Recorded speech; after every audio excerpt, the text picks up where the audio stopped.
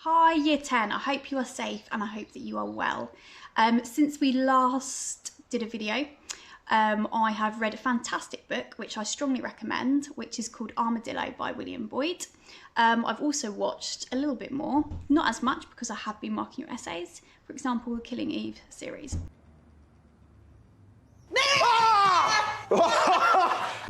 But anyway, thank you for sending your essays in, and thank you for contact if you haven't been able to send an essay, but your ideas, or quite a few of you have stressed that you've done the essay and that you're going to give it to me when we get back. So I hope that that is true.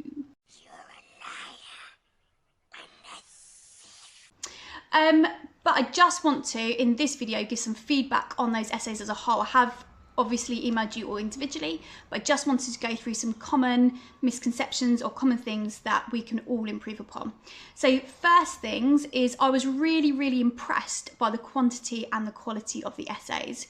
I was particularly impressed with you writing about poems that we haven't studied in class. For example, Remains and Kamikaze were written on quite a lot, and it was really great to see that you taught yourself those really accurately and also in good depth. So well done there. I was genuinely quite impressed.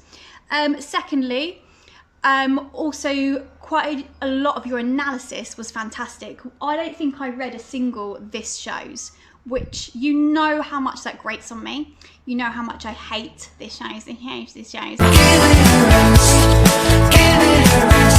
So it was wonderful to read things like, you know, the use of language is effective here because. So thank you for being mindful there.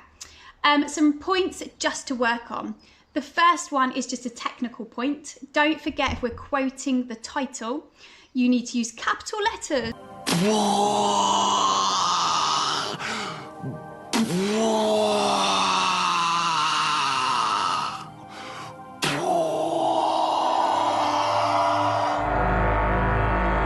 Yes, capital letters for the title because it's a title, and you need single speech marks. For example, for bayonet charge, single speech mark, capital B for bayonet, capital C for charge, closed speech marks. You know this, don't be lazy. Second thing, context. A big shout out to Zoe here because her context on Kamikaze was beautiful, just beautiful to read. However, some of you completely neglected context and you are marked on AO3 context for this question. Please make sure that you have got, and this is a bit of an action point for you to go away and do, that you've got some contextual information on every single poem. So you've got something about, you know, what's happening around the poem whilst the writer's writing this. Why is the poet writing this? Is he wanting to shape culture at that time? You know, think about them as an individual poet, something about their life, something that might have influenced their writing. Any contextual points, please make sure you've got them down for the poems and that you're putting them into your essays. Third thing, the question. Now, it might seem really pointless to actually answer the question in your essay, but that is what you are asked to do.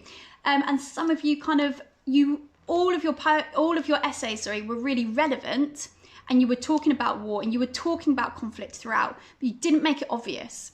And all I would ask is that some examiners, you know, after they've marked hundreds and hundreds of papers, they might be feeling a bit tired. They might have had a glass of wine. Just be kind to them. Make it really obvious that you are answering the question throughout. So I strongly recommend at the end of each paragraph, just put a sentence which really obviously addresses the question. For example, consequently, conflict is explored through the creation of the theme of nature versus industry, or conflict is explored through the use of metaphors throughout. Just a really simple sentence which makes it so clear, okay, to the examiner that you are answering the question. Lastly, poetic terms. I know you know poetic terms. I know you know what a metaphor is. I know you can identify one. I know you know what a simile is. I know you can identify one. So put it in your essays. Okay, you get marks for identifying those terms. So therefore, if you're writing about a metaphor, make sure you've said it's a metaphor.